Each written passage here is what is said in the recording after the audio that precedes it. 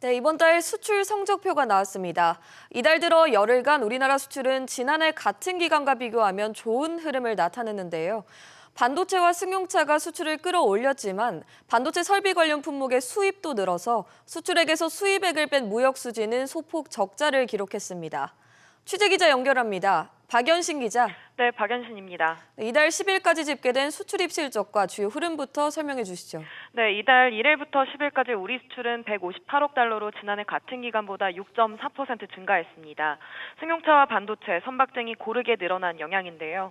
수입은 170억 달러로 8.2% 증가했는데 반도체와 기계류 등 설비 관련 품목이 크게 늘었습니다. 수입액이 수출액을 웃돌면서 이 기간 무역 수지는 12억 달러 적자를 기록했습니다. 품목별로 보면 반도체 비중 변화가 눈에 띄는데 어떤 점이 가장 크게 달라진 겁니까? 반도체 수출이 지난해보다 17.7% 증가하면서 전체 수출에서 차지하는 비중이 24.4%까지 올라갔습니다. 1년 사이 2.3%포인트 높아진 겁니다. 국가별로는 중국과 미국, EU로의 수출이 모두 두 자릿수 증가율을 보였습니다. 반면 베트남과 일본으로의 수출은 줄었는데요.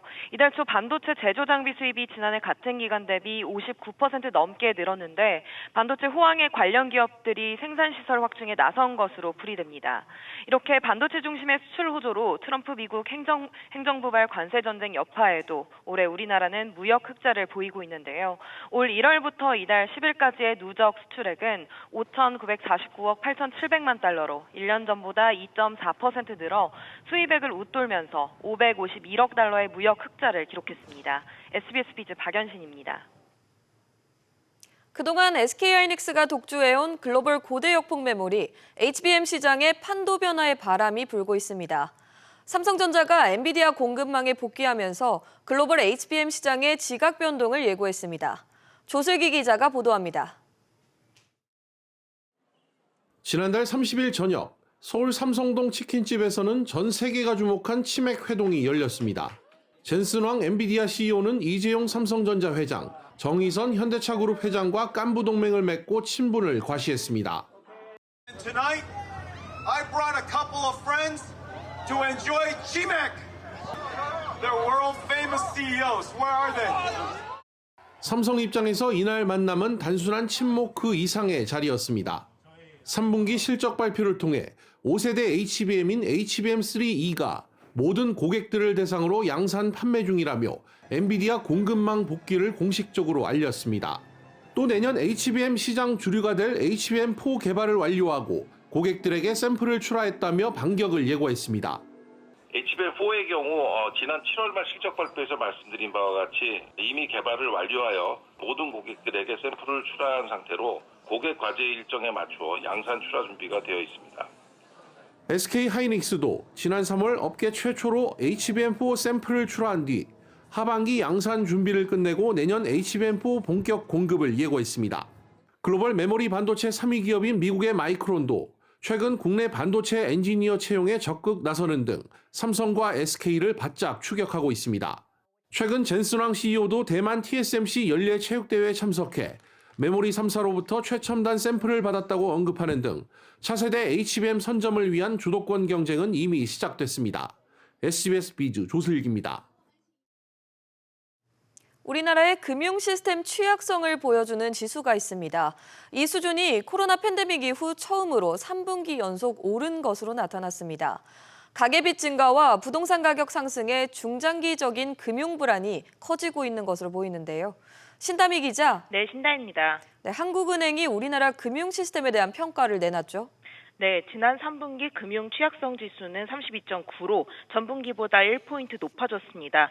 이 지수는 지난해 4분기 28.6에서 올해 1분기 30.7로 오른 뒤 3분기 연속 상승세를 이어왔는데요.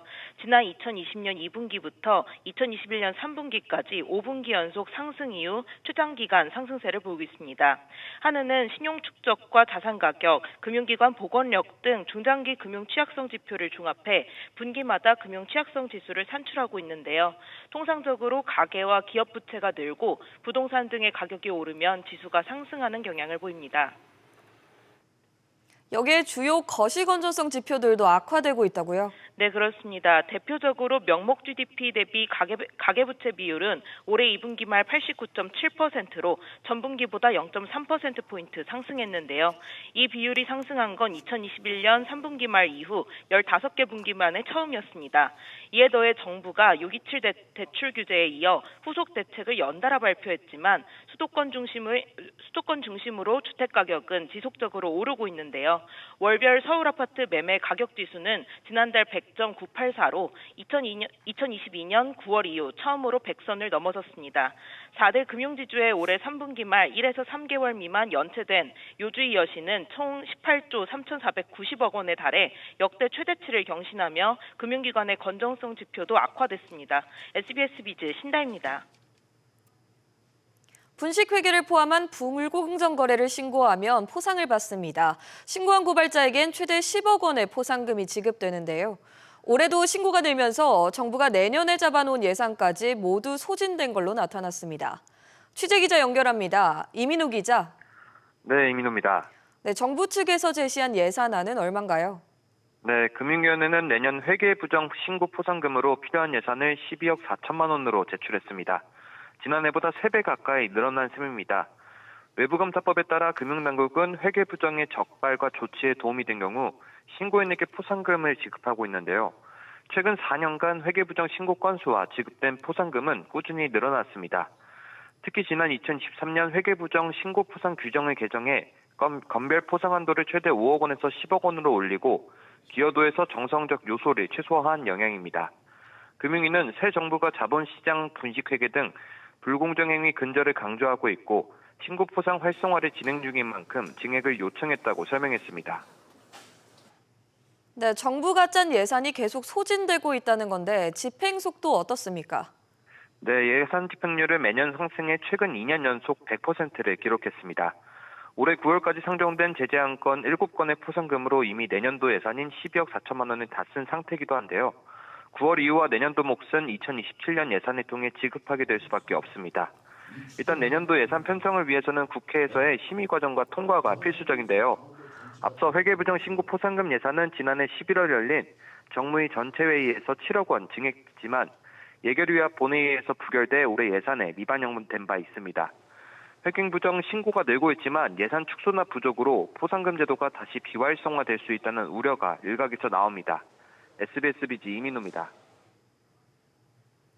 최근 금융권이 보이스피싱 등에 따른 소비자 보호를 강화하고 있죠. 이에 따른 이용자들의 불편도 불가피해졌는데요. KB국민은행은 다음 달부터 전자금융 이체 한도를 제한했는데 고가 아파트 잔금을 치르는 고객들의 불편이 예상됩니다. 류선우 기자. 네, 류선우입니다. 네, 은행 이체 한도와 관련해 어떤 변화가 생기는 건가요? 네, KB국민은행이 다음 달 10일부터 전자금융 추가 약정 이체 한도에 제한을 두기로 했습니다. 원래 은행마다 정해진 이체 한도가 있죠. 그걸 넘어선 이체가 필요할 때 별도로 신청하는 게 추가 약정인데요. 국민은행의 경우 기존엔 추가 약정을 맺는 경우 별도 금액 제한이 없었습니다. 하지만 앞으로는 개인 인터넷 뱅킹의 경우 하루 최대 50억 원, 1회 10억 원 이내로만 이체 한도를 지정할 수 있습니다. 예를 들어 50억 원이 넘는 아파트 잔금을 치르려면 이사 당일에 영업점을 방문해야 하는 겁니다. 또 그동안은 한 번 추가 약정을 맺으면 별도 기한 없이 계속 바뀐 한도로 이용할 수 있었지만 이젠 최대 2년 이내에서 이용 기간도 정해야 합니다. 기업 인터넷 뱅킹은 별도 금액이나 기간 제한 없이 현행대로 유지됩니다. 국민은행은 이번 조치가 비대면 금융사고 예방을 위한 거라고 설명했습니다. 네, 금융사고를 예방하기 위한 취지라고 하면 다른 은행들도 그렇습니까? KB를 제외한 5대 은행의 경우 추가 약정 시 하루 최대 금액 한도를 설정한 경우는 없습니다. 하나은행은 추가 약정 시 1회 한도만 제한이 있고요. 농협은행 역시 1회 한도는 제한이 있지만 영업본부에서 약정 시 1일 한도 제한은 없습니다. 신한과 우리은행은 추가 약정 시 1일 한도와 1회 한도 제한이 모두 별도로 없습니다. KB의 이번 조치가 금융사고를 막기 위한 취지인 건 분명한데 고액 거래가 잦은 이용자들에겐 현실적인 불편으로 작용할 전망입니다. SBS 비즈 류선우입니다. 앞서 수출 소식 전해들었죠. 미국발 관세 여파에도 올해 수출 실적은 선방하고 있지만 수출 기업들의 실적은 뒷걸음질 친 것으로 조사됐습니다. 관세 협상 타결에도 불안감은 여전하면서 내년 전망 역시 어둡게 보고 있는데요. 김동필 기자. 네, 김동필입니다. 우리 기업들의 내년 수출 전망 어떻게 나왔나요? 네, 한국경제인협회가 수출 10대 업종 1,000개 기업을 대상으로 한 수출 전망조사에 따르면 기업들은 내년 수출이 올해 대비 0.9% 늘 것으로 봤습니다. 올해 2% 내외 증가가 예상되는 걸 감안하면 대폭 줄어든 셈입니다. 업종별로는 희비가 엇갈렸는데 선박이나 전기전자 등은 각 5%, 3.1% 증가 전망으로 본 반면 자동차나 철강 등은 각 마이너스 3.5%, 마이너스 2.3%씩 수출이 줄어들 것으로 예상하고 있습니다. 특히 기업 5곳 중 한 곳은 내년 수출 채산성이 악화할 것으로 본 반면 개선응답은 4.7%에 그쳤습니다. 관세 부담의 원화 약세로 수입 비용까지 늘어나면서 내년 같은 물량을 수출해도 기업 이익이 줄 것으로 보고 있는 셈입니다. 네, 가장 우려하던 부분이죠. 관세 부과 이후 실제 매출에도 타격이 생겼다고요? 네, 그렇습니다. 지난 4월 트럼프 행정부의 관세 인상 이후 수출 기업들의 매출액과 영업이익 모두 1%가량 감소한 것으로 나타났습니다. 특히 0%에서 25% 품목 관세를 적용받은 자동차 업종의 매출이 9.5% 줄고 영업이익이 8.5% 감소하면서 가장 큰 피해를 봤습니다. 내년 수출 리스크로는 관세와 환율 불안정 등이 꼽혔습니다.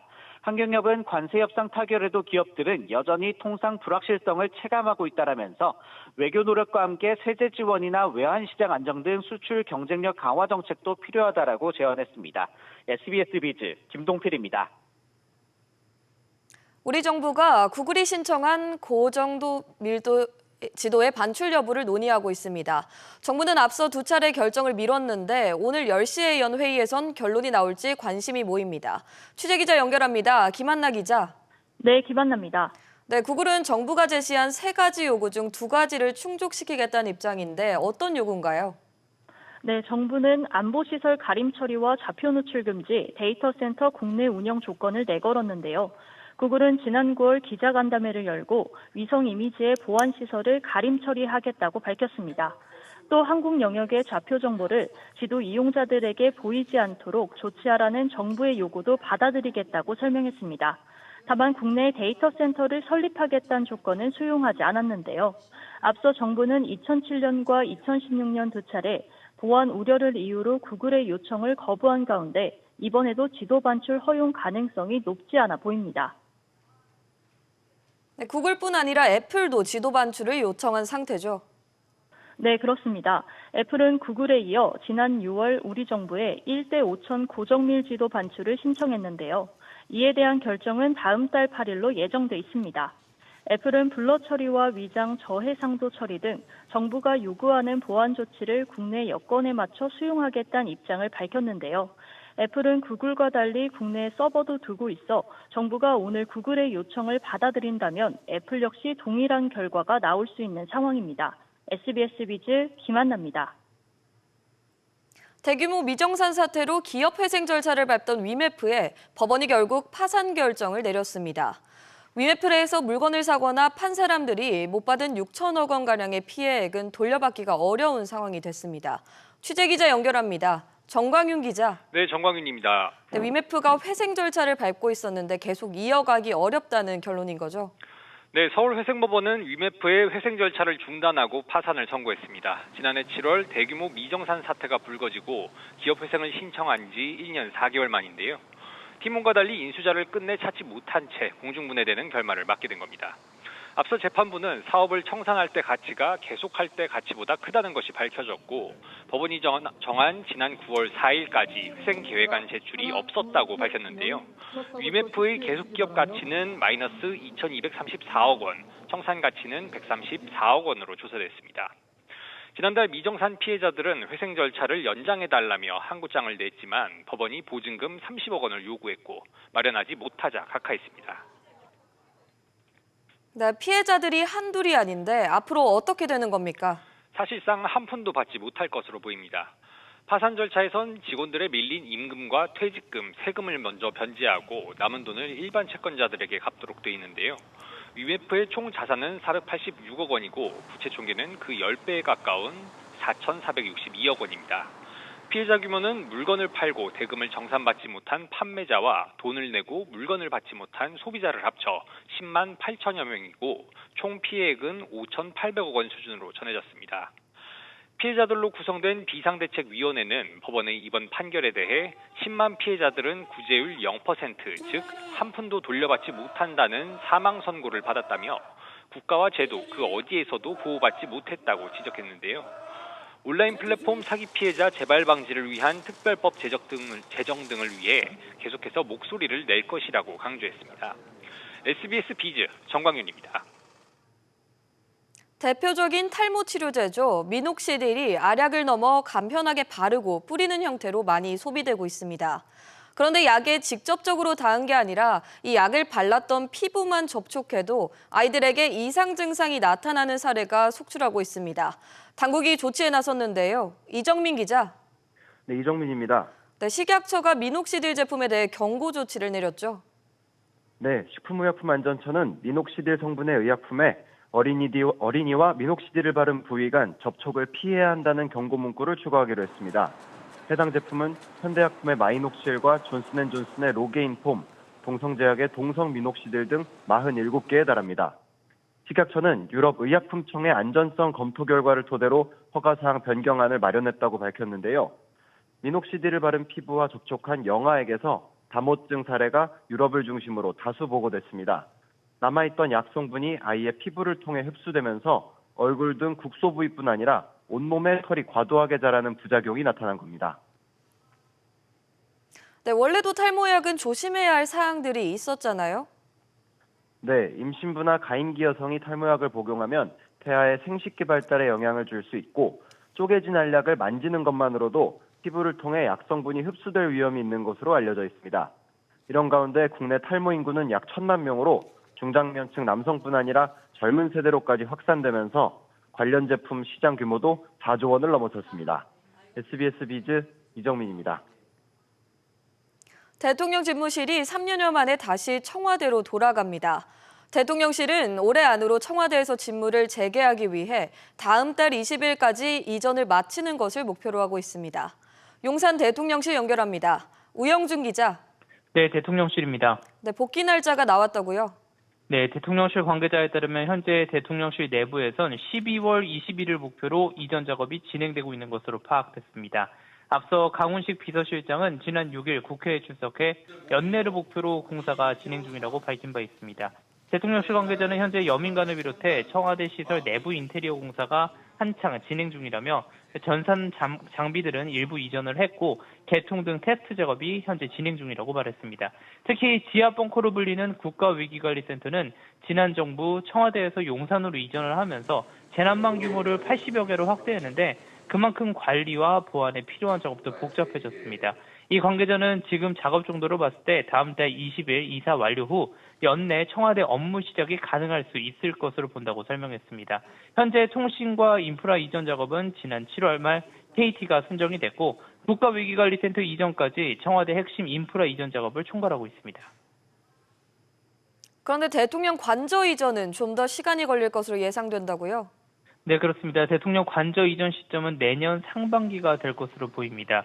강 비서실장은 대통령실 직원은 연말까지 가능한데 대통령 관저 이전은 내년 상반기까지 미뤄질 수 있다 이렇게 밝힌 바 있습니다. 따라서 올 연말부터 직무는 청와대에서 보지만 한남동 관저에서 이동할 가능성이 높아 보입니다. 이와 함께 대통령 경호처 역시 시설 정비 작업 막바지 작업에 들어갔고 청와대 경호 경비를 맡는 서울경찰청 102, 202 경비단도 건물 수리 등 이전 작업이 마무리 단계인 것으로 전해졌습니다. SBS 비즈 우영준입니다.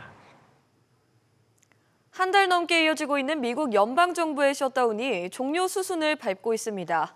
조금 전 미 상원 전체 회의에서 임시 예산안이 통과됐다는 소식이 들어왔는데요. 취재기자 연결합니다. 김성훈 기자. 네, 김성훈입니다. 네, 상원을 통과했다고요? 네, 미 상원에서 공화당 주도로 진행된 임시예산안 처리 표결이 찬성 60표, 반대 40표로 가결됐습니다. 하루 전 공화당은 중도파 민주당 의원들과 합의해 임시예산안 처리를 시작하기 위한 절차 표결을 통과시킨 바 있습니다. 합의 내용에 따르면 농업과 국방, 의회 분야는 내년도 회계연도 연간 예산을 배정하고 그 외 연방기관은 내년 1월 30일까지 단기 예산으로 일단 운영됩니다.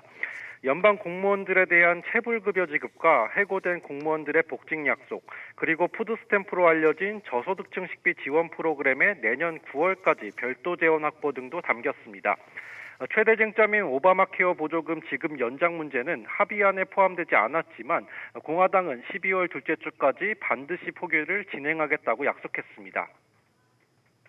결국 상원을 통과했는데 그럼 남은 절차는 어떻게 되나요? 네, 임시예산안은 이제 하원으로 넘어갔는데요. 여당인 공화당이 과반 넘게 의석을 확보한 하원 문턱은 무난히 통과할 것으로 예상됩니다. 폭스뉴스에 따르면 공화당 소속의 마이크 존슨 하원 의장은 어제 12일 중으로 표결을 진행할 수 있기를 바란다면서 모든 하원 의원들에게 워싱턴 DC로 복귀할 것을 촉구했습니다. 하원 표결까지 마치면 트럼프 대통령의 서명을 거쳐 셧다운은 해제됩니다. 트럼프 대통령은 이미 셧다운 합의안을 수용할 뜻을 밝혔는데요. 현지 시간 10일 백악관에서 합의안에 대해 매우 좋다고 평가하면서 아주 빠르게 나라를 열게 될 것이라고 말했습니다. SBS 비즈 김성훈입니다. 국내 증시에서 5대 그룹의 시가총액 쏠림 현상이 심화되고 있습니다. 리더스 인덱스에 따르면 삼성과 SK, 현대차, LG, HD-현대 등 시총상위 5대 그룹 비중은 연초 45%대에서 이달 들어 52%로 뛰며 전체 시가총액의 절반 이상을 넘어섰습니다. 특히 반도체 슈퍼사이클 분위기에 힘입어 삼성전자와 SK하이닉스 주가가 급등하면서 삼성과 SK그룹 시총 비중은 전체 시장의 40%에 육박했습니다. 국내 1호 인터넷 은행인 K뱅크가 코스피 상장을 위한 예비심사 신청서를 접수했습니다. 최대 주주인 BC카드가 33%의 지분을 가진 K뱅크는 지난 2022년과 지난해 두 번 상장 시도가 무산됐지만 내년 상반기 코스피 상장을 목표로 재추진하고 있습니다. 지난 2016년 설립된 K뱅크는 지난해 1조 2천억 원의 영업수익을 냈으며 영업이익과 순이익은 각각 1,330억 원, 1,280억 원을 기록했습니다.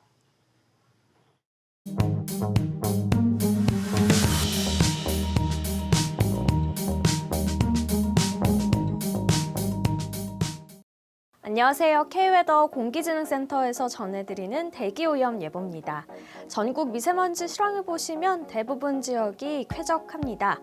서울도 전 지역 대기질 깨끗한 가운데 우이동과 인수동, 수유 2동 순으로 먼지 농도 낮습니다. 당분간 고기압의 영향으로 대체로 맑거나 구름 많은 날씨를 보이겠습니다. 낮부턴 큰 추위도 풀리겠는데요.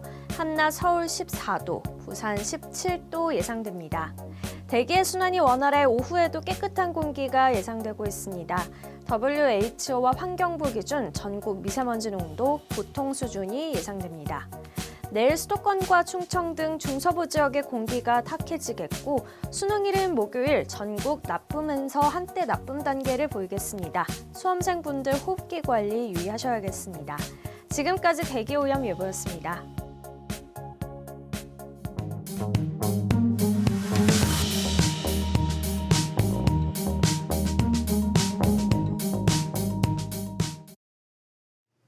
뉴스 마칩니다. 함께해 주신 여러분 고맙습니다.